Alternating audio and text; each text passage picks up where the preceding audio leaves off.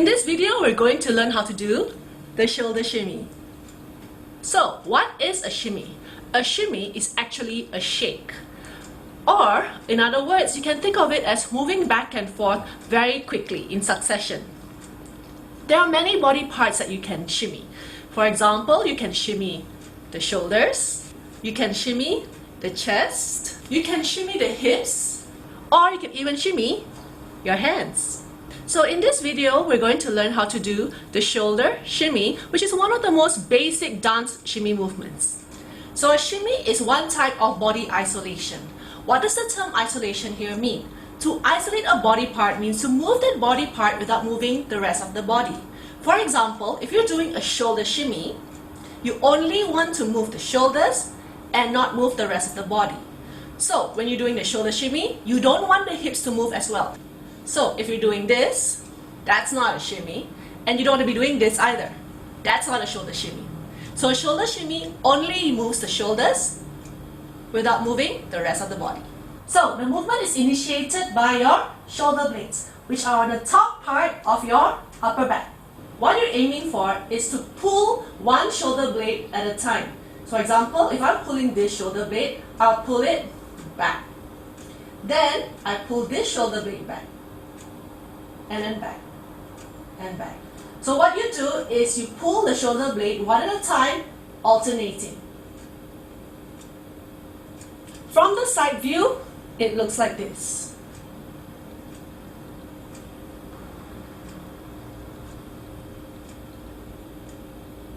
When doing the shoulder shimmy, always keep your shoulders in a frame. Imagine that your shoulders are connected in one straight line. So, when you pull this shoulder blade back, this shoulder automatically goes forward. When you pull this shoulder blade back, this shoulder automatically goes forward. That way, you don't have to think about moving both shoulders at the same time. So, when you pull one shoulder blade back, the other shoulder automatically moves forward. Then when you pull the alternate shoulder back, the other moves forward automatically. So to enhance the visualization, I've got an umbrella over here. So imagine your shoulders are connected in one straight line like this umbrella. So when you pull this shoulder back, this shoulder automatically moves forward. When you pull this shoulder back, this shoulder automatically moves forward. Now, when you're doing the shoulder shimmies, always try to pull the shoulder blades back instead of pushing forward. Because when you push forward, sometimes you can over push or apply too much force and end up going a little too rough in your movement. When you pull back, it's actually a more graceful and more controlled movement. The reason why pulling back creates a more graceful movement than pushing forward is because the pull back doesn't allow you to apply too much force. That's why it becomes a gentler movement. Pushing forward allows us to use more force, which ends up looking a little too rough. So sometimes in dance you need to remember, less is more. When doing the shoulder shimmy, always try to work both sides. When you're pulling one shoulder blade back, remember to pull the other shoulder blade back the equal amount. Otherwise, you will get an uneven shoulder shimmy with only one side going more than the other. Try to avoid working only one shoulder blade. For some of us, we may find that one side is stronger than the other. For example, let's say this side is my stronger side. So if I get lazy, what happens is I could end up only pulling one shoulder blade back. And yes, it looks like a shoulder shimmy. But the problem is you then overwork and overdevelop one side and the other side will always stay weak. The problem is you may think that it doesn't look different, but the weak side will show. Watch me. If I only pull this shoulder blade back, you can see this shoulder blade doesn't appear to be working at all. As dancers, we want to achieve a balanced physique on both sides. So always make sure you're working both sides equally. How to place your arms in the shoulder shimmy? Whenever possible, always place your elbows at the side of your body. The reason why we place the elbows at the side is to create a frame so that it's easier to control your upper body movements. Now your elbows go at the side, but your hands are going slightly forward in front of your body. Do not place them like this. When you place them like this creates a tension across your chest, and what happens is that it becomes very uncomfortable to move. By placing your hands diagonally forward, it creates a better frame and more freedom of movement for your upper body. So when you're creating the frame, your hands can either go flat or they can even go upwards, Or you can even extend your elbows out a little bit to create a frame. It doesn't really matter the position of your elbows and your hands, as long as you can create a comfortable frame for you to be able to practice the shoulder shimmy. Don't place your elbows too close to your body, because then it really constrains your movements. Don't place them too far, otherwise you look like a zombie. Also, the reason why we want to create the frame is to make it obvious that you're doing a shoulder shimmy. If you place your hands down at the sides and you try to shimmy, it does not look like a shimmy. It looks like I'm just shaking myself for the fun of it. Now, if you're learning to do the shoulder shimmy for the first time, or if you have not quite got the hang of the shoulder shimmy yet, don't go so fast so soon. Go slowly first. Like with any physical movements, including dance, if you're learning to do something for the first time, always go slowly in order to teach your body to use the correct muscles when doing that particular movement. If you try to go too fast too soon, what happens is that your body could end up using the wrong muscle, and later when you try to apply the correct technique or the correct muscle set to engage in that movement, your body has already trained itself to use the wrong body part. So once your body has already trained itself to use the wrong muscle, it becomes a bad habit that your body has picked up.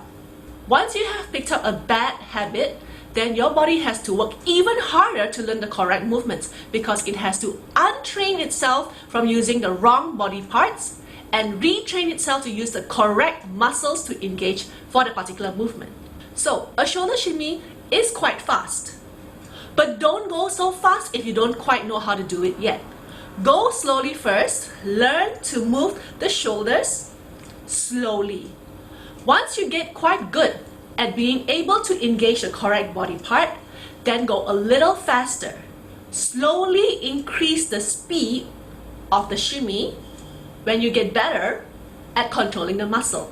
Now, the speed does not have to increase in the same session. That means you don't have to try to do it slowly now, and then 10 seconds later, try to go fast. That's not how it works. Sometimes the increase in speed can take a few days, or for some people even a few months, depending on how fast you're able to do the movement. Everybody has a different learning curve, so don't stress yourself out and don't compare yourself to others who pick it up very easily. So don't be too hasty in trying to get the hang of the shoulder shimmy. Once you're able to go slow, then eventually pick up the speed a little faster and faster and faster. Try to avoid being too impatient, because what happens is if you don't quite have control over your shoulder blades yet, other body parts are going to take over. So instead of doing a shoulder shimmy, you could end up doing hip movements, or you could look like you're having a fit. So when you're practicing the shoulder shimmies, remember to practice both shoulders one at a time. You're not doing both shoulders at the same time, because that's not a shoulder shimmy. Remember that a shoulder shimmy is forward and back, not up and down. If you're doing this, this is not a shoulder shimmy. This is what we call a shoulder jiggle, not a shoulder shimmy. One of the best ways to find out whether you're doing the shimmy correctly is by watching yourself in the mirror. For the shoulder shimmy, watch yourself in the mirror and observe your shoulders to make sure that they are moving back and forth. So one of the things you can imagine when you're doing the shoulder shimmy is that you've got an itch in your shoulder blade that you can't quite reach, and you're hoping that shaking it will help reduce the itch. So remember that a shoulder shimmy isolates the shoulders without moving the hips. If you don't quite know how to move the shoulders without moving the hips, here's a way you can practice your shoulder shimmy. Take a seat. So why does sitting down help us practice our shoulder shimmy? Because when you're seated, your hips can't move very much. So it makes it easier for you to be able to teach your body how to move the shoulders without moving the hips. Sometimes trying to find time to practice a dance movement can be very challenging if you've got such a busy day and or you're surrounded by people all the time. Can be quite embarrassing to try to practice a dance movement you haven't quite got the hang of, right? So one of the suggestions I always give my students is, if you're trying to practice the shoulder shimmy, do it when you're stuck in a car in a traffic jam. Why? Because in a car, you're seated, right? And if you're in a traffic jam, you're not driving and you're not doing anything. So what can you do besides listen to the radio? Practice your shimmies. You can do this as a passenger, of course. But what if you're the driver? Imagine this is the steering wheel. So hold the steering wheel to create the frame, press your palms against it, and use that frame to help you teach your body to learn to move the shoulder blades. My recommendation though is do it when the car is stationary. Don't do this when you're traveling at 120 kilometers per hour. If you're feeling a little too shy about practicing the shoulder shimmy while you're in a traffic jam because people in the next car might look at you, so what? They don't know who you are, they don't know where you stay or where you work, right? So just take the opportunity to practice the shoulder shimmy, and who knows, maybe they'll join you. So that's all for this video. Remember to practice and see you in the next video. Happy shimmying!